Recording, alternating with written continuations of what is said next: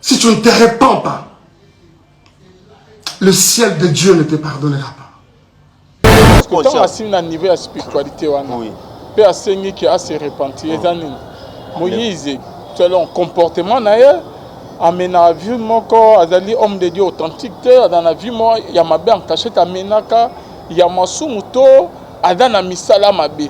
Mais quand on confond la biso place. Par rapport à Badi, il y a Mike. Bon, au moins, ndeti pasteur Mike place wana. Moi, je pense qu'il est allé un peu trop loin. Des occultistes n'ayant pas une spiritualité constante. Moïse, toi, tu as une spiritualité que tu peux comparer à celle de Roy Bondo. Je ne parle même pas du serviteur. Je parle de l'enfant de Dieu que ce monsieur est. Vraiment toi? Hein? À 6 points, il y a spiritualité, puis à l'objet que Moïse doit se repentir. Encore au papa, il y a d'autres choses qui se cachent par rapport à Maloba ya Mike ou comment, parce que c'est rimo quand tout le monde a bandé une émission ok babenga ke Moïse aloba gege aloba soki nini bona ba clip na et comment tu na biso ke to pousse raisonnement mosika. Est-ce que il y a solo makambo ba ko le Moïse mbiye asima bakisi atanga ba gege atanga ba sirène na ba ndanga si c'est ndanga na banzemu na. Est-ce que par rapport à Maloba Mike ok asengi na que il doit se repentir dans un niveau de spiritualité musika na se makasi na couple ya majabu ezanini eza ko bimisa misala ya Moïse mbiye indirectement ya mabe na poisa ou comment. Ceux qui t'ont raisonné place wana, ce sont des propos oyo muninga lobby envers muninga na ye. Muninga bazaki proche. Oyo azai proche na ye. Ya on a lobby o muninga oloba contre ou bien envers muninga ne oyo ba ebane ba secret. Alors, moi je ne pense pas que en disant cela, ce peut être vrai que Ayebi et Tambola pasteur Mike, Ayebi ne pasteur Mike, Tambola Ayebi tout ça, il faut pasteur Mike à se repentir. Au moni ndeko Alvin ba propos et détruire ma casse. Parce que tant que lobby babilo ko wana, et tikali na ba archive. Mutino soit tikali nini, camarade na lobaki que il doit se repentir. Shalom, shalom, bien-aimés dans les Seigneurs. Un grand merci. Nabinonion Stubozo, la épisode de partout. Bonzambe, na bonzambe, Lola, Ezofuta, Simana, Toya Kolobake, Nzamba, Boto, Kwaye.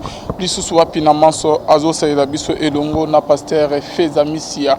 La bouche autorisée de l'éternel depuis Zurich, na filo Mukwaya Motema. Yabiven c'est de Homo depuis Londres, pena maman Gisèle, Lukelo Motema papa, Emmanuel, na Boston. Bonzambe, na bonzambe. Yesunde Mosuki, si bien aimé, les mains ne triomphent jamais, toujours dans le cadre à informer. Bino, Tozali na apôtre Basile, Tomeo Kisaki Bonzambe, le na Maloba, na Mansozo Salamana Église, corps dit Christ bien aimé dans le Seigneur. Donc, pasteur, apôtre Basile, shalom papa. Shalom de Kwalfi. Bonne santé, ça va? Yeso Kapso Mawana Angolo Anzambesa. Ok, Liloba, na Bandeko Basolanda. Merci beaucoup. Na souhaité na pesi bande wonyo sombote au Baolanda biso partout. Et puis nazo profiter pour na souhaiter joyeuse fête de Pâques.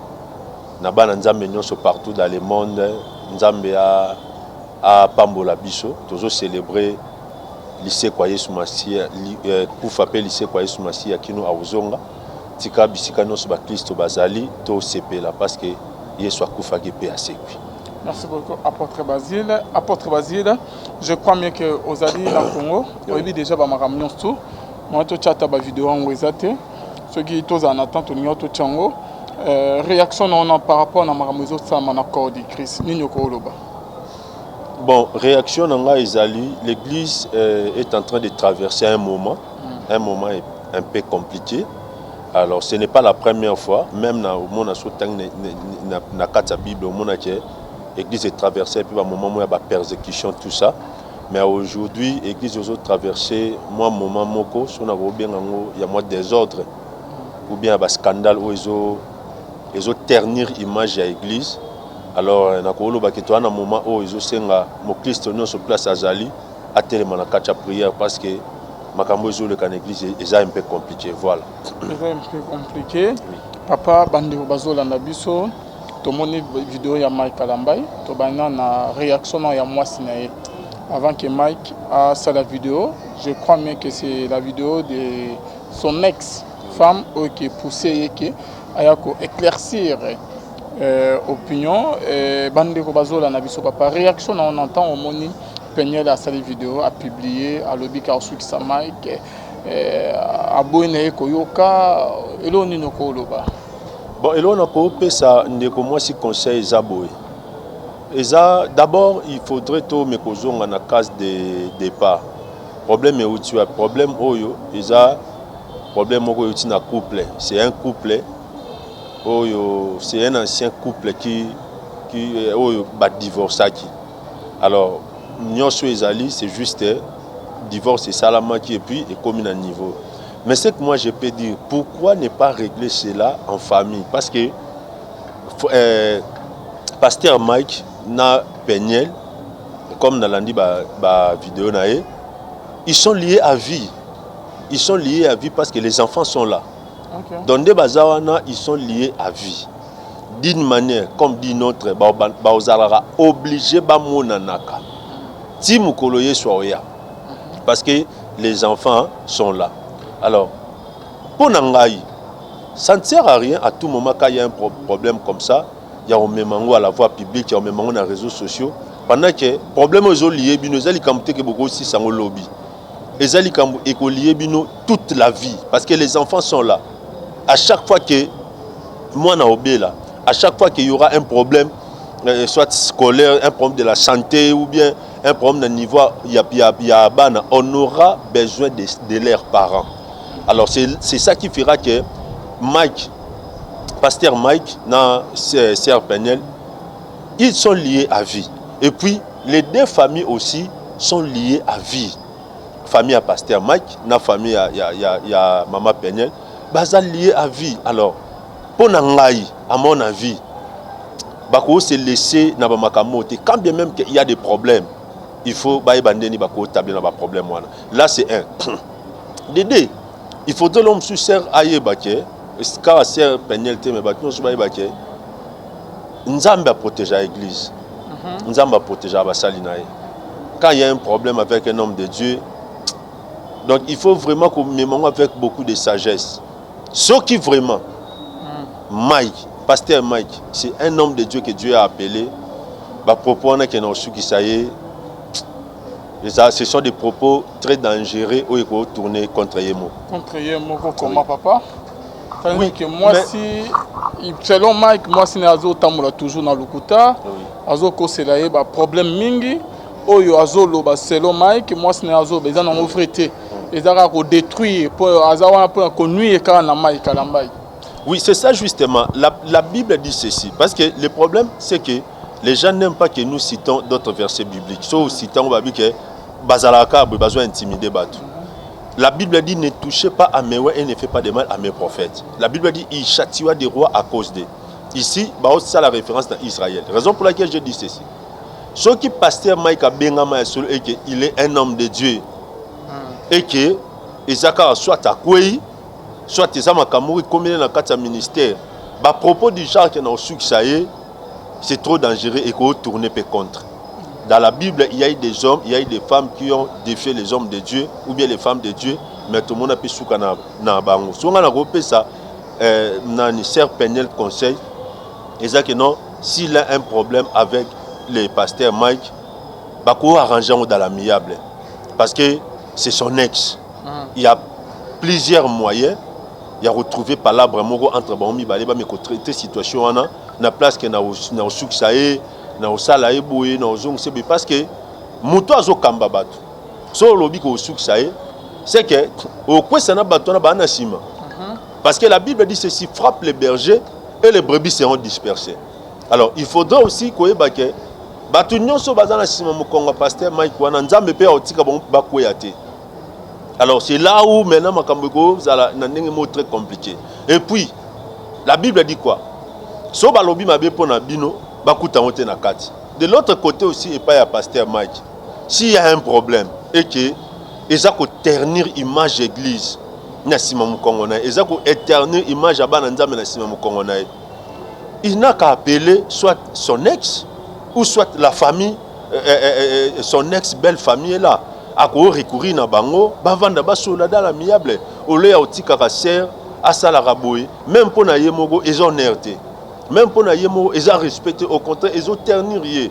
Pourquoi?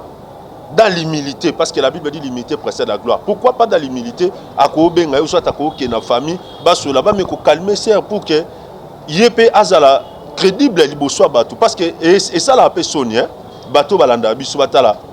À tout moment, pasteur Aza, sujet ou bien Aza objet, à scandale, il y a problème au réseau landaye, moutoumora les canate, finga kaye.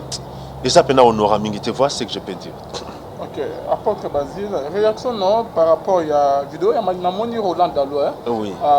Imposer Mike Kalama silence. Comment vous trouvez? Est-ce qu'il faut toujours face à la réalité, soit face à un problème, soit à un cas, il faut toujours garder silence? Ou comment tu es Mike Kalama a sali pour répondre, il y a un peu pour éclaircir le problème sous ces habits ou mabé? Bon, moi je pense que, au moins dans ma ramon de Walvin, j'aurais voulu que ce soit du côté à pasteur, pasteur Mike, que ce soit du côté à pasteur Moïse, pas privilégié, voie à sagesse. Voie à sagesse et ça, voie à silence.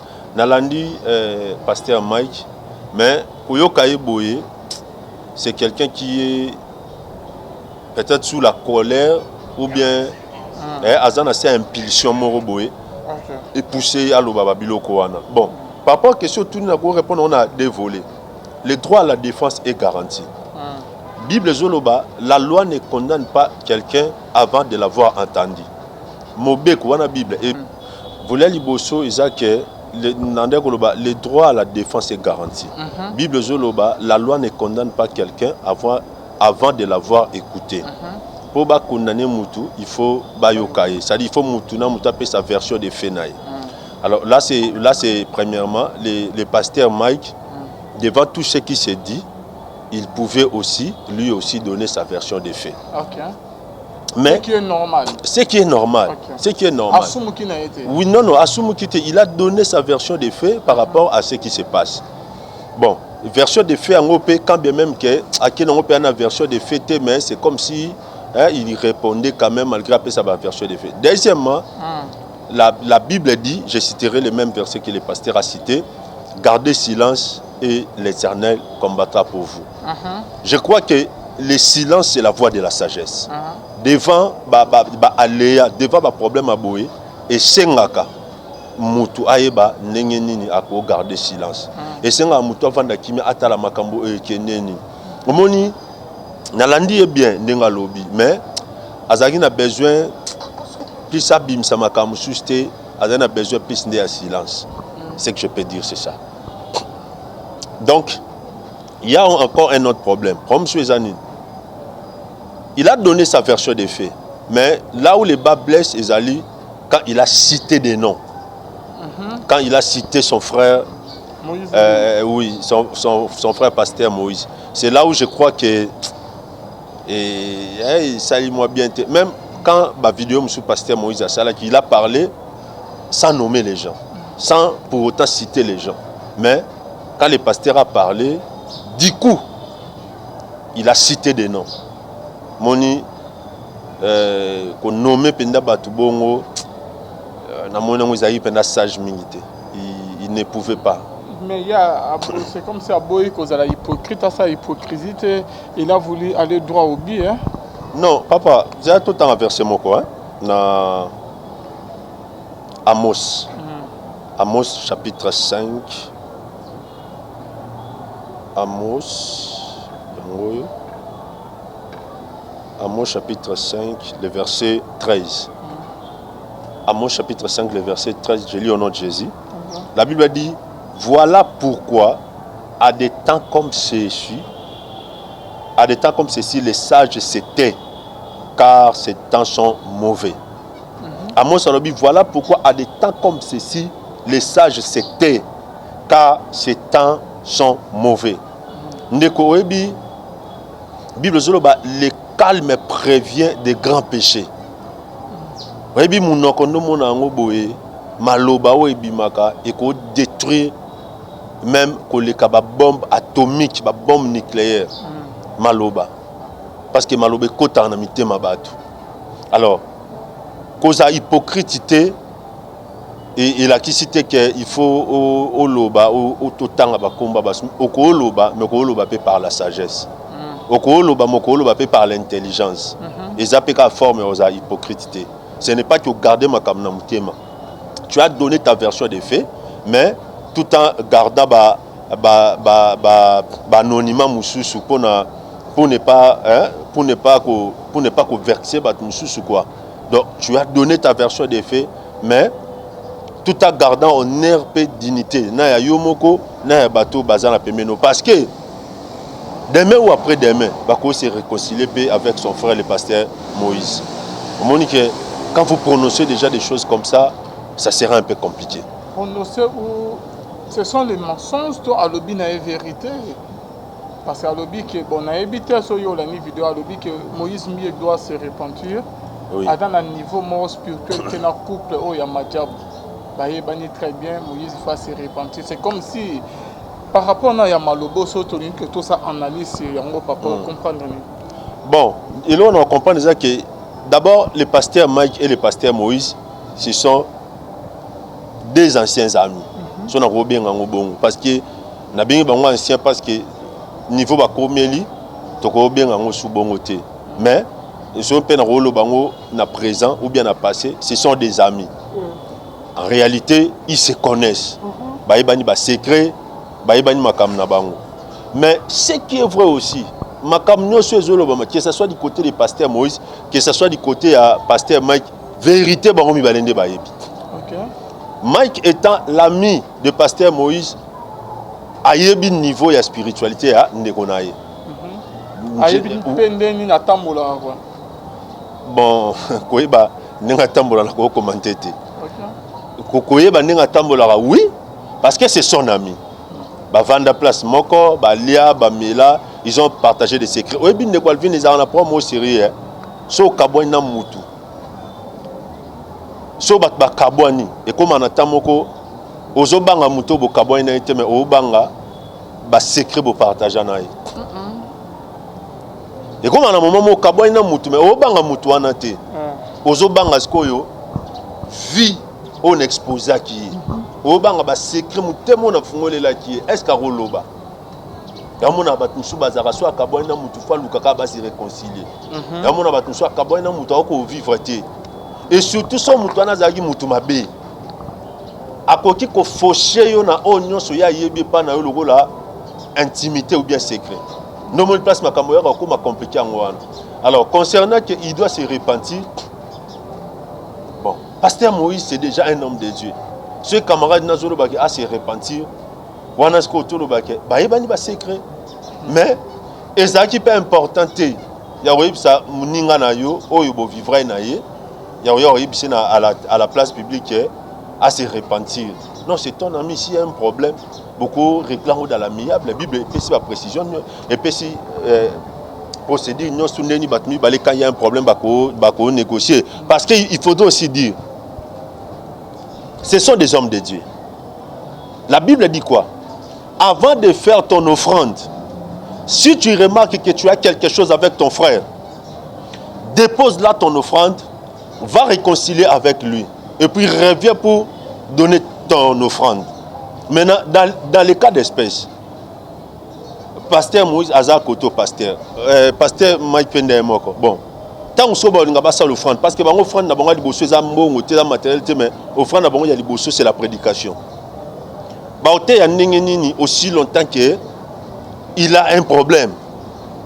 Alors exhorter bananda meneni aote ya nini aussi longtemps qu'il sait que il a un problème derrière lui avec son frère, oh, il faut s'arranger. Moi, je pense que Bazana obligation en tant qu'enfant de Dieu, solo là. Na place, bat scandale, bat église et continuer de scandale en scandale, de scandale en scandale, de problème en problème. Bazana devoir wana, il y a sauvegarder les âmes que Jésus-Christ a accepté de mourir sur la croix. Mais apôtre Basile, ozo ba bien. Oui. Na bandeko bazo na biso, Mike asimi point moko bake. Moïse asimi niveau spiritualité na ye Oui. aza musika na niveau spirituel na majabu bayeba donc Mike bazali baninga baproche bayebani très bien ayebi peut-être vie ya Moïse Mbio amena en caché que biso public eyebi te par là tant asimi point wana ya spiritualité pe alobi que Moïse doit se repentir okoro lobanini papa il y a d'autres choses qui se cachent par rapport à Maloba ya Mike ou comment parce que série moko to mona bandi musu basala sa ba émission OK babenga ke Moïse aloba gege aloba soki nini bona ba clip na ye et comment tina biso ke to pousse raisonnement mosika est-ce que ya solo makambo ba ko lobe Moïse Mbiye asima bakisi atanga ba gege atanga ba sirène na ba bandanga si c'est ndanga na banzemu na est-ce que par rapport à Maloba Mike qui a sengi na que il doit se repentir à dans un niveau de spiritualité musika na se makasi na couple ya majabu ezanini eza ko bimisa misala ya Moïse Mbiye indirectement ya mabe na poisa ou comment mais quand on raisonner place wana bon ceux qui t'ont raisonné place wana ce sont des propos oyo muninga lobby envers muninga na ye muningo bazaki proche oyo azai proche na ye ya on a lobby o muninga oloba contre ou bien envers muninga ne oyo ba ebane ba secret. Alors moi je ne pense pas que en disant cela ce peut ça vrai que ayebi et tambola pasteur Mike ayebi ne pasteur Mike tambola ayebi tout ça il faut pasteur Mike à se repentir au moni ndeko Alvin ba propos ba propos et détruisant ma casse parce que tant à lobby babiloko wana et tikali na ba archive mutino soit tikali nini camarade na lobaki que il doit se repentir. Alors d'abord ba propos wana ça fait honte à l'église du Seigneur, ça fait honte aux enfants de Dieu, ça fait honte aux pasteurs que nous sommes parce que bango mibale ce sont des amis ba amis o ba yebani ba passer ba vie ba sali ma bebele ba yebani ba secret parce que ce sont des anciens amis. Mais ce qu'on soit comme un niveau où il doit se repentir. Ceux qui t'ont habitué à examiner sans que tu tourner les couteaux dans la plaie, moi je dirais seulement que peut-être pasteur Mike Alobi en pour ses akanda, ses émotions. Non, il était conscient na magamabana koloba. Oui, il était conscient. Vidéo, non? Oui, nalanda il était conscient. Parce que dans niveau de spiritualité wana. Oui. Pe asengi qui a se repentir ezani. Moïse selon comportement naye amena vie moko azali homme de Dieu authentique dans la vie moi ya mabe en cachette amenaka ya masumu to adana misala mabe mais quand on confondre biso place par rapport ya badi ya Mike bon omoni ndeti pasteur Mike place wana moi je pense que il est allé un peu trop loin. Trop loin comment celui qui a la vérité ça aucune papa alors la vérité ni vérité ya pasteur Mike c'est un responsable d'une église ceux qui boye bana ba secret na bino mbale bon ceux oye ko étaler on na place publique ceux qui ba confession za sala ngoka mba moko na place otika biso na suspense que à se repentir mais dis-le carrément mais à l'objet à revenir sur sujet Moïse il y a bien wana siko soit qu'on se le dise to mekozela ye à revenir à expliquer exactement parce que la camarade naïe bayebani ba vie bayebani ba secret bayebani ba makam moi je dis que il est allé trop loin. Pourquoi? Parce que vous étiez quand même amis. Il y a ce qu'on appelle il faut quand même qu'on protéger l'église au bozo kamba. Au-delà il y a divergence il y a quand même les âmes du Seigneur qui sont derrière vous. Il y a quand même les foi des gens qui sont derrière vous. Alors beaucoup sacrifier il faudrait à un certain moment tenir compte que il y a des gens derrière nous. Il y a des papas, il y a des mamans, que ce soit Nassima pasteur Moïse Mbiye, que ce soit Nassima ya pasteur Mike. Ils ont papa, ils ont maman, ils ont bana oyo kondima na bango pe, ils ont Nassima ya batwana et que il faut pas tenir compte nango. Le pasteur Mike il doit se repentir, il a un niveau spirituel faible, des histoires comme ça. Mais pourquoi pas abenga inde koniba qui est solo là? Parce que ça fait honte à l'église. Babiloko ils ont ternir image na réputation. Si qu'on a raisonné, bateau pasteur Mike Aokamba ou soit ceux qui bango bake bongisa lobby. Parce que baza batu. Lobby to lobby na bakoyo kana bon ou soit responsable de l'église, vanti bango, non, niveau beaucoup mis à niveau mobilité, bon, mais solo. Parce que propos à Tenaki, à retirer on déni, il reviendra encore pour dire aux gens qui étaient, les gens qui n'ont pas kanda pasteur Moïse à un niveau spirituel élevé, ça n'a pas de sens. Mais parfois, na ça kanda la vérité bimara l'homme de Dieu. Oui, kasi yango monité, yango moni Bible lobby. Voilà pourquoi à des temps comme ceci, les sages c'était. Moutoua mayele na kanda lobarate. Parce que quand loba makam suso ba lobate. Ndekwalvin, il faut dire la vérité. Dans la vie, il y a des choses qu'on ne dit pas. Il y a des choses. Oyebi ba relation musu bat basala ndeko. Et yana biloko mususu ya onde sala force à relation na biso mbale. Ça dit d'une manière générale, et ça makam su na vie, ya onde sala force à relation bat. Une fois ka makamboane bimi. Au monde appelle que sans sa relation na una mutu wana pe isa assusté. Ya mona batusu bana ba kabwana ba vanta bango ba solisa bango mais ba koka goka na suite pourquoi? Parce que zala makamsusu ba secret musu ya onde ezara fondement ezara base ya relation abatu. Et que une fois bando bimisango mutu comprendre que ngana mutu toza su nemote. Si il a dit ça, il avait tous les moyens, asaki na moyens se répliquer, mais pas ya ko toucher. Il y a qui touche même le sacré. Parce que quand tu commences à toucher la spiritualité d'une personne, au bandi toucher ce qui est sacré en lui. Protéger apôtre Basile. Les autres dérangés binon dans l'indénié. Parce que Mike alobeli moi si n'est botelé méliété. Alobeli ba misu botelé méli bangote. À simika niveau ya spiritualité ya Moïse Mbiye et vous les pasteurs bongo silika bozo mon âme. Qu'est-ce qui vous dérange par rapport à il y a pourquoi il y a Mike Alambaye? Non, moi je pense que ce n'est pas que ça c'est en train de nous déranger. Mais le problème qui est là c'est quoi? Au moni tu es dans la vérité moi. Oui, au moni so au lobby likambo soit il faut qu'il y ait un outil na souka, soit au lobate. Parce que et si matière à réflexion non? Il faut assez repentir. Les gens doivent se poser des questions. À un niveau spirituel moins par rapport à un niveau à couple voilà. Il doit se repentir. Mais quand il dit tout ça, papa, mais les gens qui nous suivent, bah ça quand même non, il faut nous réfléchir. Il faut se repentir par rapport à nous. Dans comportement, dans caractère. Et ça va qui si ça va fétiche. Ici il doit se repentir. Il doit se repentir par rapport à quoi? Au moment que babilo quoi na nyos, ya on abi le loto lobby ba on mi balé ba ko négocier. Ba ko po bongisa, ba zu ba ranking ba tia à côté. Maintenant, ba propos à tenaki. A résoudre dans on Makambo ya lobaki auzana moi te pour nous retirer parce qu'il a déjà dit des choses. Yango no moni que ba propos pasteur Mike, ce n'est pas que ça dérange, mais à un niveau de responsabilité et ça ba langage monsieur ko tenir en lisuste parce que des pères que éthique là peut et ba nous créer ba problème inutile parce que nga na loba boy makambo zo senga mikolo ba benga na pasteur Mike na pasteur Moïse ba me ko vanta ba parce que nezo kende boy et qui m'a bé ko créer ba dégâts ma casse na carte église na cha Congo so mi kolo ba ko fanta bango ba solution bango bon bozo wele la nini et ça la solution voilà ce que je peux dire. Ah, merci beaucoup apôtre Basile. Je crois même que message est l'équipe pour nayo réaction ya Mike Kalamba ya Salifo. Il fallait garder silence, il fallait pas aller que la caméra aya ko répondre. Bon pour ngai asali mabete, il a donné sa version des faits mais sauf que il n'avait pas de retenue par rapport à ma propos naïe. Les agina babilo musu sufaka l'accès agina babilo musu fait pas la kisa. Au moni bana ba protéger bango. Il y a la protection.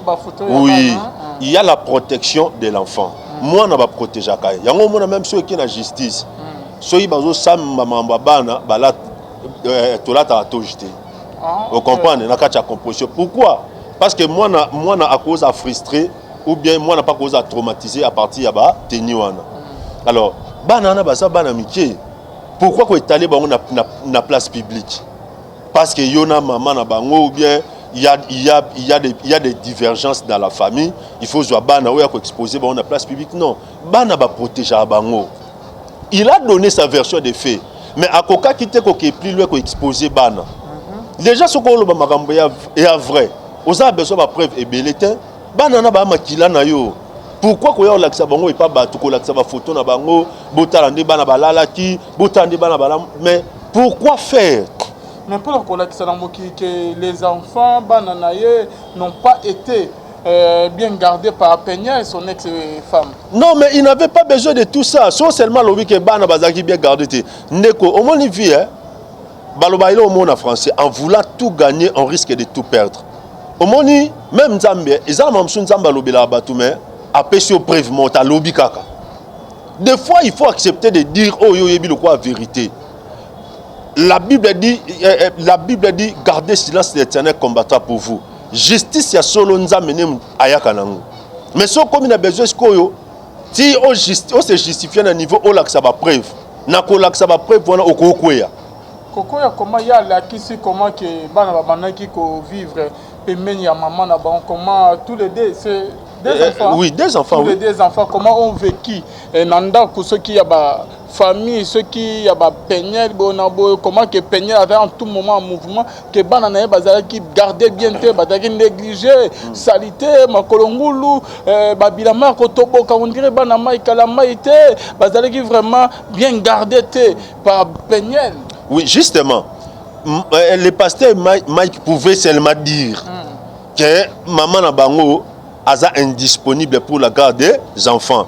Azo panda pendate, bana une bonne mère pour na bana nae. Bana, oui, bana bazo vanda na ba condition mo bien te. Akoka ko loba kaka et non exposer les enfants. Moi je pense que ndela landelier bien. Il a besoin, Azan a besoin de porter crédit dans maloba nae. Mais qu'on ne peut pas porter crédit ou bien qu'on ne peut pas se justifier, au commence à mambo basala te ba exposer à banate. Ce sont des enfants, ils ont bien tant aux exposés on a moi. Au koye bate aux ako exposer. Baba na ba rozo pe ba mvutima moko parce que ba komi bana moko si j'ai le quoi ya ba scandale.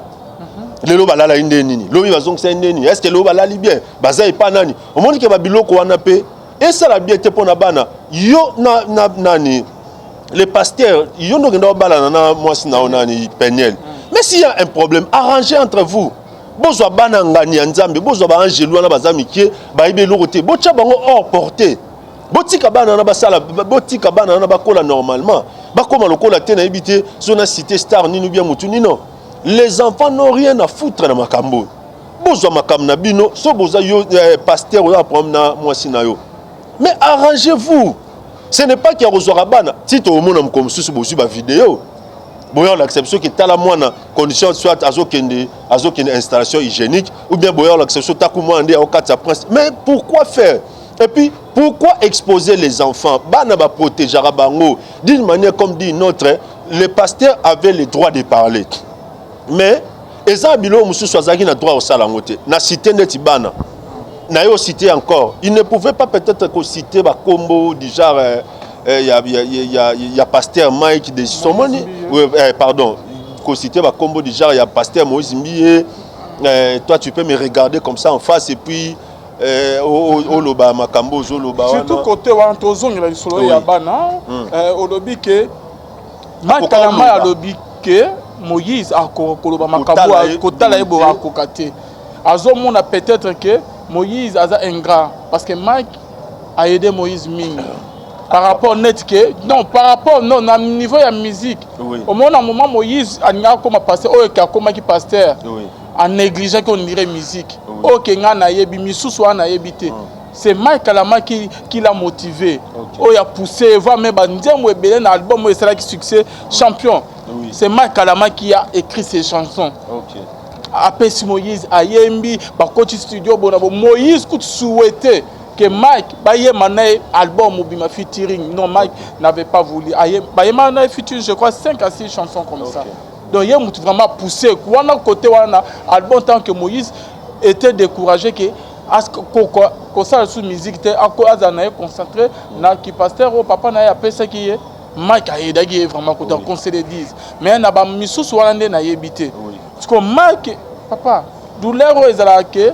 o eden de comme boye a salio donc et ça la rapace azolo basko avec douleur wana oui ngala landi est-ce que tu peux me regarder en face et puis lo bama bama camion sur ba mensonge des histoires comme ça mais c'est que je peux me répéter ça que il avait le droit de donner sa version des faits mais il est allé un peu loin na aussi là-bas na obimisa babilo mususu ya ba genre wana est-ce que okotala nga boye oloba makambo ozoloba loba wana na niveau na bango epesi pena bien te même si nazonga na version na que Aïda qui est oui c'était des amis to moni pe que tant pasteur Moïse azwaki église wana je crois na habité à moins que na sabizé muke mais na yebi ke ezane loro moro pasteur Moïse alobaki batuna ki moye mimo makasi na mboka a répondre que ça pasteur Mike bilo mo bon à moins que na bosala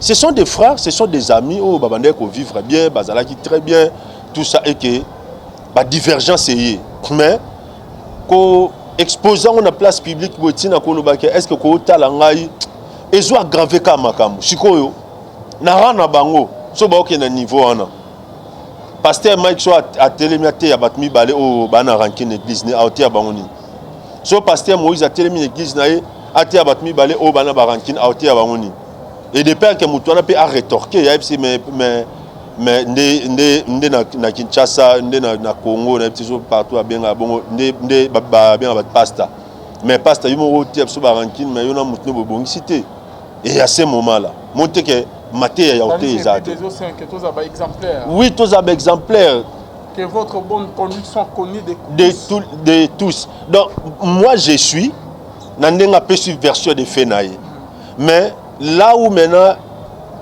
il a fauché c'est tant que na babilo mo du genre ya ba photo bana ya ko citer ba kombo ya ko lakisa nini ya tanga ndeti ba kombo ya pasteur Moïse mi amal à l'obela qui est la fois passée indirectement bon il a eu ce courage là ya ko tanga kombo na ya ko lakisa que non nga naza mona matetete mais naza mona lingwala oui na boyna kende botika na tanga ba kombo ndenge sengeli quoi mais na bien tangi ake droit obi a lobby que ezabo siko nama muno ya bana ba commune oh siko biso to andolo ba commune au fait le problème qui est là c'est quoi pourquoi pas c'est les cas les mêmes voies de la sagesse wana parce que tant pasteur Moïse a lobby atangi mutute ata bokeno na justice ça bokeno wapi atangi mutute mais pourquoi pas emprunter ka voie sagesse wana pourquoi est-ce que et comment tu la justice non même pas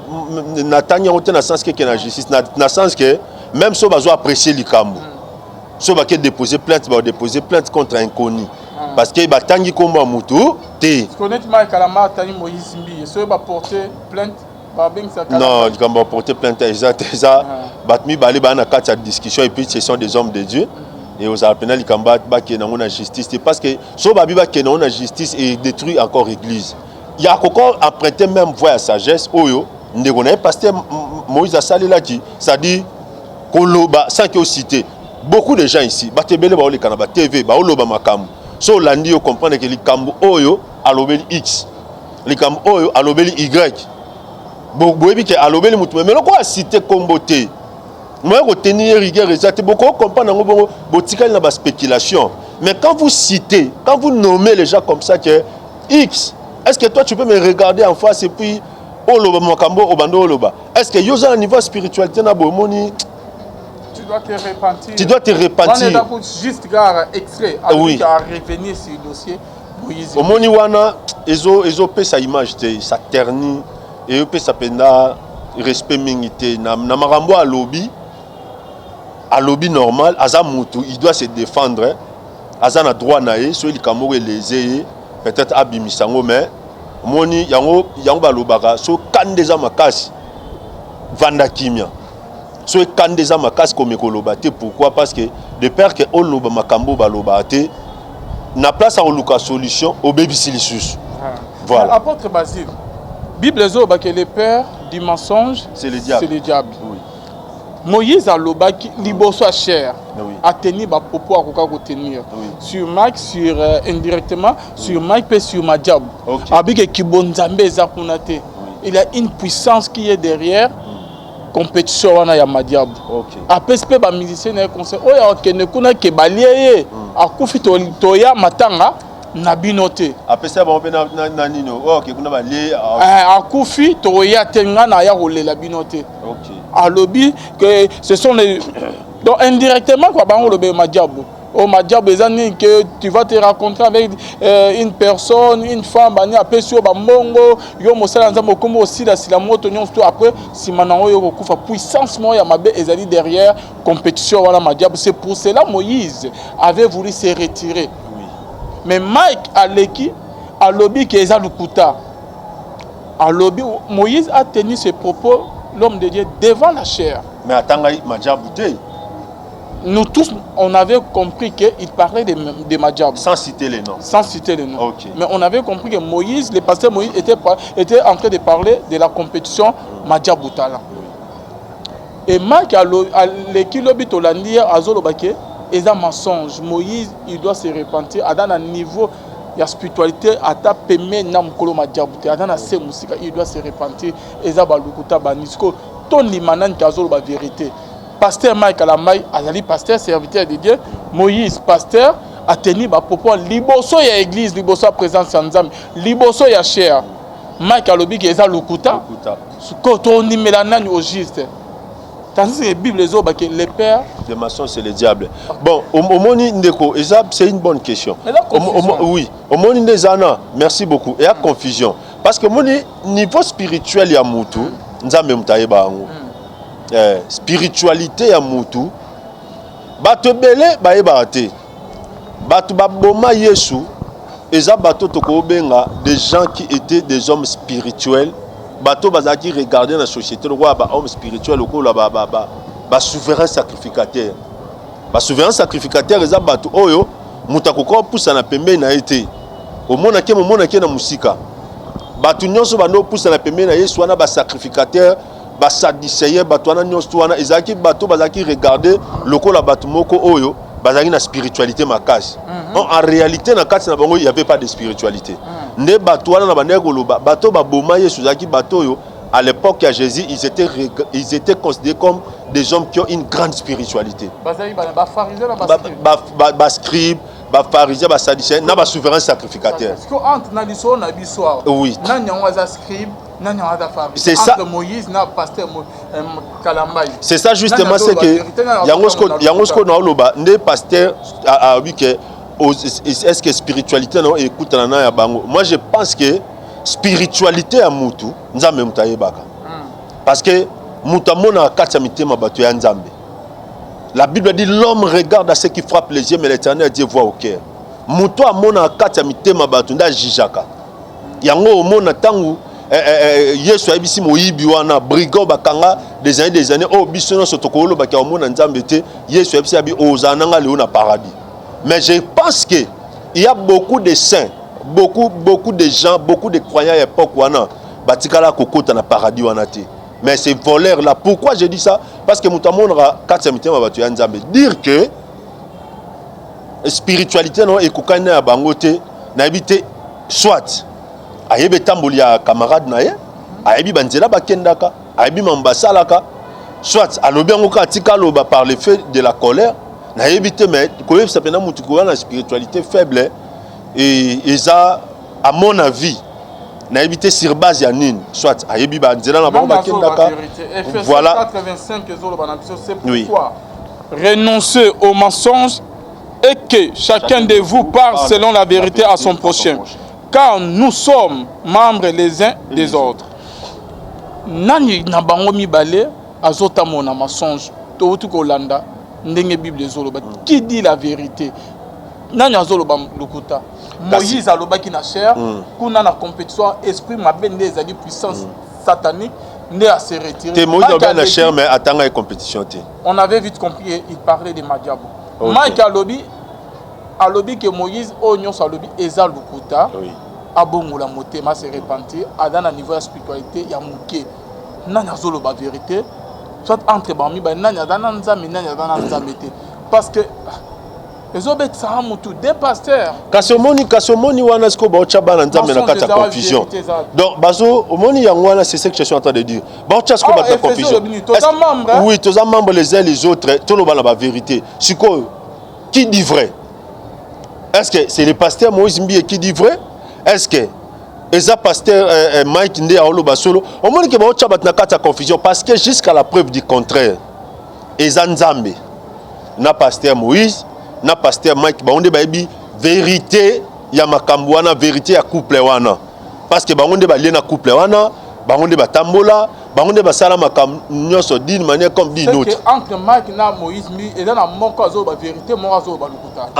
Entre bango mibale, soit moko azo ba vérité moko azo ba lokuta, ou soit mais ba pasteur. Oui, ou soit ba tchaba tukana kata confusion. Ya moni na début na ba nini à leur niveau. Na niveau ba responsabilité bazana ngo ba ko même église na niveau té. Soki ba otala bango moko té ba tenir compte église et que ba nima ba sambwa mais ba garder église en Nzambe. C'est ça être un responsable. C'est-à-dire Yesu le christianisme c'est d'abord c'est le don de la chrétienté, c'est le don de soi. Yesu alobi so mutu alingi alandanga il faut ndima ekulu sunai. À un certain niveau, il faut pas ndima komi kabawana mais ba protéger l'église. Mais est-ce que makambo ba osala ba protéger sur l'église té? Donc ce qui intérêt l'église té donc ce que l'église ngo ekufa ce que esambo mais nga il faut na battre la réputation na ngai. Il faut battre la témoignage na ngai. Maintenant ça ezako écrouler l'église. Or bango baza censé battre l'église. Au prix ya nyonso parce que za makambo bango basalaki mutu ayebi azate bango nde bazwi bambo bango nde bale bambo bango nde bazwi ba promotion bango nde basali makambo wana nyonso mais ce qui est bardé bozwa quand même souci à église que te so tolobi makambo yo et même église na ba confusion malgré ma beza malgré salinga mabe mais pour la cause de l'église na lobaté. Moi je pense que voyez la sagesse au lieu à côté église dans la confusion boye aux spiritualité muké batona kuna balia kimbongo batona kuna basala ki boye ezako apporter les bisonini et logoté. Voilà ce que je peux dire. Ça n'apporte rien. OK, aussi si papa? Oui, ça n'apporte rien de quoi. Basaki les deux pasteurs, nos deux pasteurs Basaki n'a besoin de protéger l'église ya Nzambe. Bazaki na besoin de protéger l'église ya Nzambe. Ce qui est même que la réputation na ba témoignage na bango ezala bafoué l'essentiel. Paul Alobini. Alobi tout ce qui était pour moi comme des gains, je l'ai regardé comme une perte à cause de la connaissance de Christ. Mutu nyonso asali la Nzambe. To mutu nyonso asali la Nzambe, bon Nzambe tambola na ba critique, na ba mépris, na makambo na nyonso. Mais okoya tesko luka o se justifier tina niveau que ce que l'église est au sambo, si on traite le pasteur moins sérieux, les lots combien de personnes? Comment traiter le pasteur? Venturier, le pasteur escroc, parce que les deux pasteurs dans les médias. Et puis, Makambazo bimisa, eza abo soto, eza soni, eza makambo na rana bango bako bimisa te. Les lots pasteur Mike a sali vidéo, oh, lobito lobia notre habité a bimisa sous vérité ni. Et moi je lui conseillerais que azongate. A tenir compte ya église ya Nzambe, a tenir compte ya bana Nzambe. Ba tenir compte ya Nzambe azui bango ndenge Bible zolo ba de la poussière tu retires les pauvres du fumier, tu relèves l'indigent pour les faire asseoir avec les grands de ton peuple. Ba tenir compte ya Nzambe azui bango na sia comme si bango lelo place au bazali. Alors ba garder église na ye. Lelo ezamukola pak ba tenir compte nango. Voilà ce que je peux dire. Merci beaucoup. Je crois que na rozongi la vraiment le solo yo, l'homme de Dieu, c'est la fin de notre émission. Namoni te avant que tout ce qui c'est du solo ya bana ya Mike Kalambai au s'attaquer quand na Mike Kalambai qui est bien même peigner pe na côté na ye pas zo bimisa que Mike Kalambai azo supporter bana na bien te azo la bango bien te bana bazo souffrir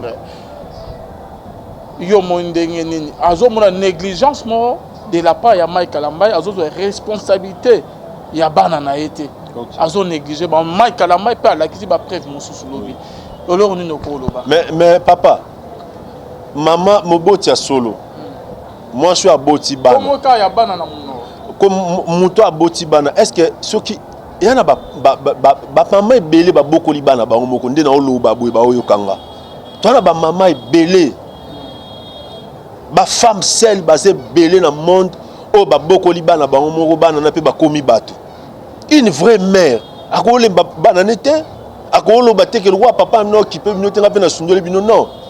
Nde na zolo ba coup chapeau aux femmes na basi nyonso ba boko la bana ba mo ba monsieur ça mobile ya kufa ba monsieur ça mobile za irresponsable maman da yo ba pasi ya bana de Alvin maman da yo ba pasi ya mwana parce que maman na kenda na hôpital kenda épreuve wana c'est ça justement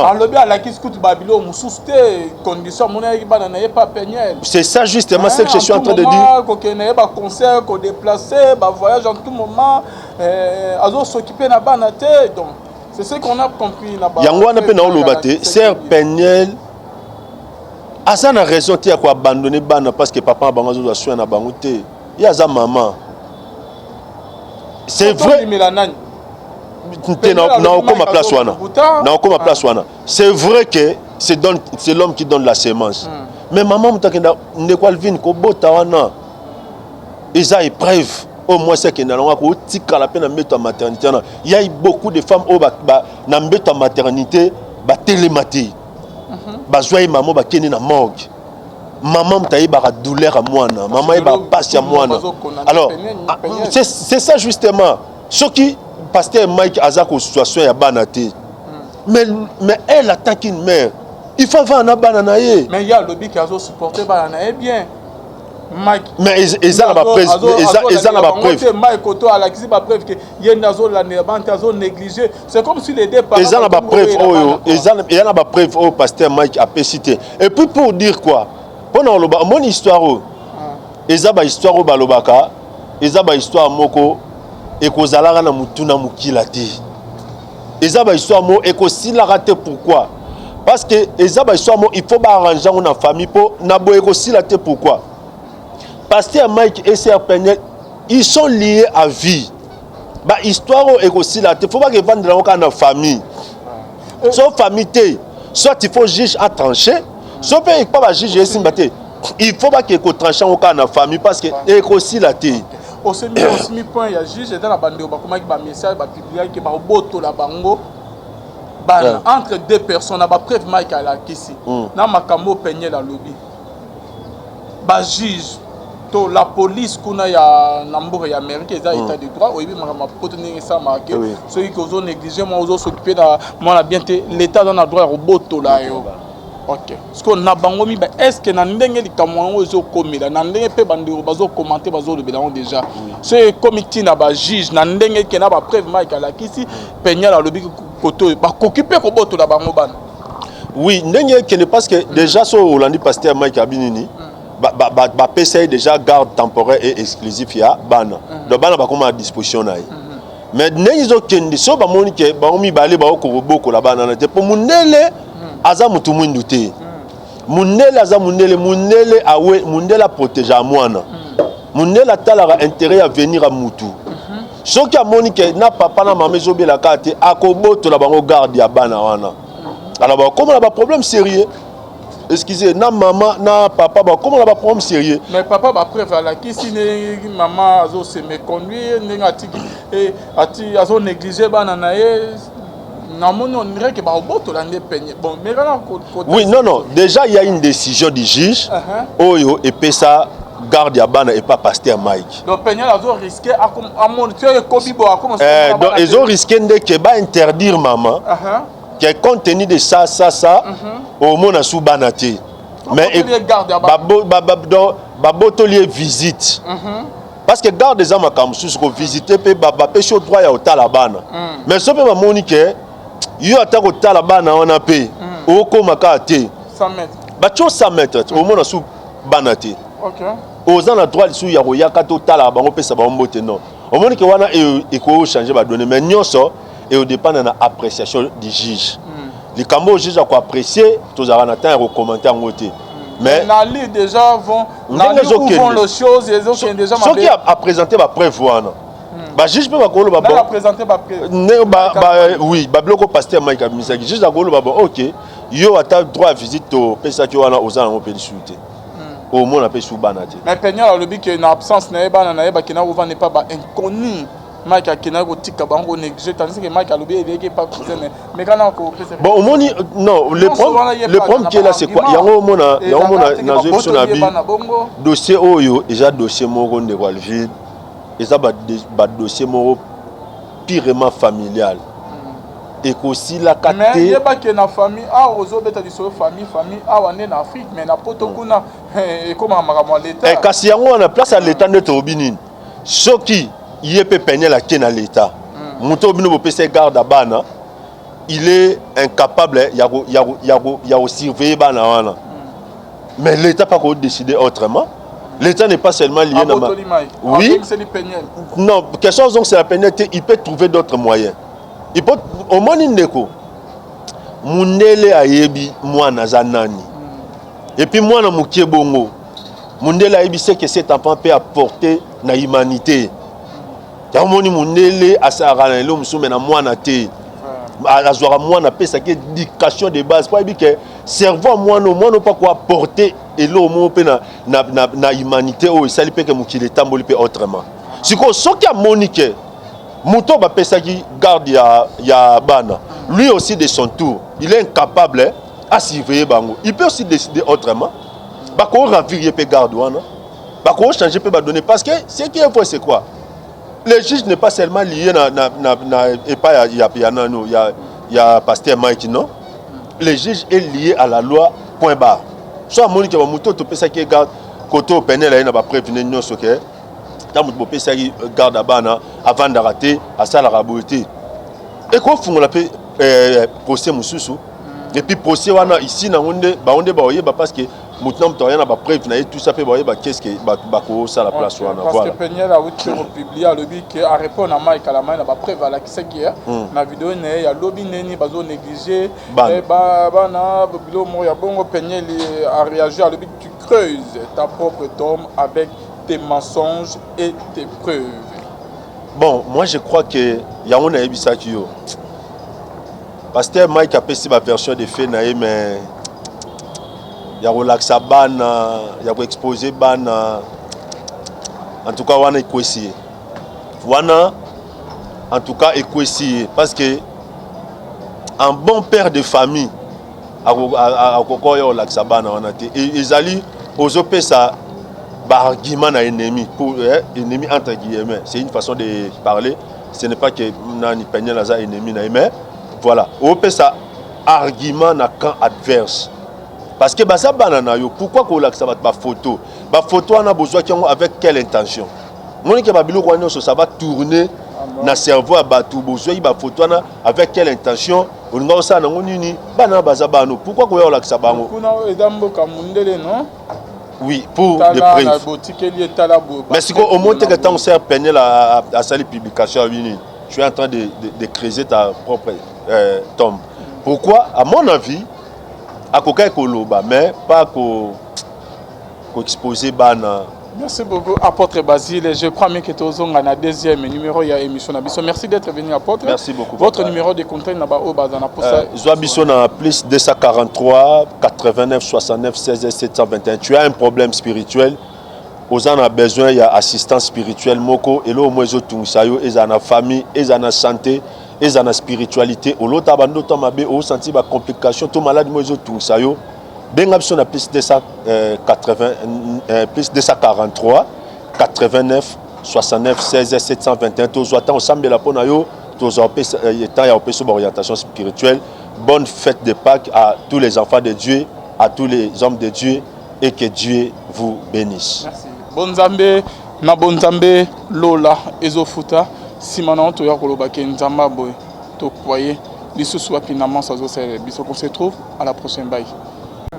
Mundela za mundele awe mundela protéger mwana mundela talara intérêt à venir à mutu ce qui a monique na papa na maman zobela kate akoboto la bango garde ya bana wana alors comment on a problème sérieux excusez na maman na papa comment on a problème sérieux mais papa ba preuve la qui si maman azo se me conduire ngati et ati azo négliger bana na oui, non. Déjà, il y a une décision du juge. Oyo et puis ça garde Yabana et pas pasteur Mike. Donc, ils ont risqué donc, ils ont risqué de interdire maman. Qui compte tenu de ça, au monde a sous banati. Mais babotolier visite. parce que garde des âmes comme sous ko visiter pe baba pe chaud droit ya otala bana mais so pe ba monique yo ata ko tala bana on a pe o ko makate 100 mètres ba cho 100 mètres au mona sous bana te OK aux en droit sous ya ko yakato tala bango pe sa ba mbote non au monique wana e ko changer ba donner mais nyonso et au dépend de l'appréciation du juge les cambo juge a ko apprécier tous ara na temps et commenter en côté mais Nali déjà vont Nali où vont les choses les autres déjà ce qui a présenté ba preuve wana ba juge peut ba ko lo ba bon a présenté ba preuve ne ba oui ba bloko pasteur Mike Abisaki juge a ko lo ba bon OK yo ata droit à visite au pesa ki wana aux en pe discuter au monde a pe sou banati mais Peña le bi que na absence na eba na eba kina ouvant n'est pas ba inconnu Mike akina ko tika bango négliger tandis que Mike alobi est pas cousin mais quand on bon au monde non le problème qui est là c'est quoi yango mona na zo so na bi dossier oyo déjà dossier moko ndeko alvide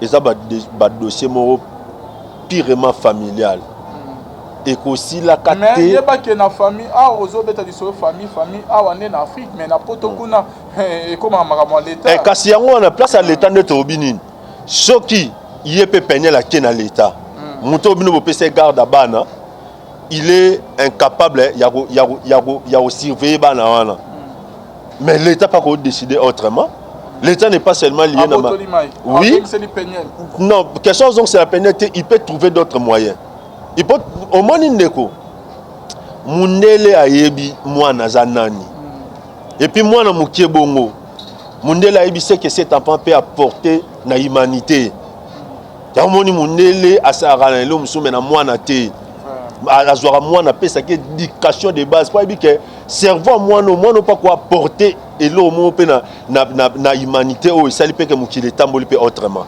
siko soki a monique Mouto ba pesa qui garde ya bana lui aussi de son tour il est incapable à surveiller bango il peut aussi décider autrement ba ko ravir pe garde wana ba ko changer pe ba donner parce que ce qui est faux c'est quoi le juge n'est pas seulement lié et pas il y a pasteur Mike non le juge est lié à la loi point barre soit monique ba mouto to pesa qui garde koto penel na ba prévenir nyonso que tant que pesa qui garde à bana avant d'arrêter à ça la raboté et quoi font la procès mususu et puis procès wana ici na onde ba oyeba parce que maintenant tu rien na ba preuve na tout ça peut oyeba qu'est-ce que ba ko ça la place wana parce que Peña a publié le but que a répondre à Mike à la main na ba preuve à la qui c'est qui na vidéo né ya lobby neni bazo négliger et ba na bilo mo ya bongo Peña a réagi à le but tu creuses ta propre tombe avec tes mensonges et tes preuves. Bon, moi je crois que Yangon a ça qui yo. Pasteur Mike a passé ma version de fait mais il y a relaxa bana, il y a exposé bana. En tout cas, on a essayer. Wana en tout cas essayer parce que un bon père de famille a kokoko yo relaxa bana on a été et ils allaient aux opesa argument à ennemi pour ennemi entre guillemets c'est une façon de parler ce n'est pas que nani peigner la ennemi mais voilà on peut ça argument na camp adverse parce que ça banana yo pourquoi qu'on l'a ça va photo on a besoin avec quelle intention mon que babilo ko ça va tourner na cerveau à batou besoin ba photo na avec quelle intention on nga ça na nini bana bazabano pourquoi qu'on l'a ça bango kuna edambo kamundele non. Oui, pour des preuves. Mais si au moins que tu sers peigner à sa publication, tu es en train de creuser ta propre tombe. Pourquoi? À mon avis, à coca koloba, mais pas qu'au exposer bana. Merci beaucoup, apôtre Basile. Je crois bien que tu as un deuxième numéro de l'émission. Merci d'être venu, apôtre. Merci beaucoup. Votre numéro de contact est au Bazana pour ça. Zoabison a plus 243 89 69 16 721. Tu as un problème spirituel. Aux gens ont besoin d'assistance spirituelle. Moko et là, moi, je suis ils ont famille, ils ont santé, ils ont spiritualité. Au lot abando tomabe, au senti ba complication, tout malade moi je suis Bengabson a plus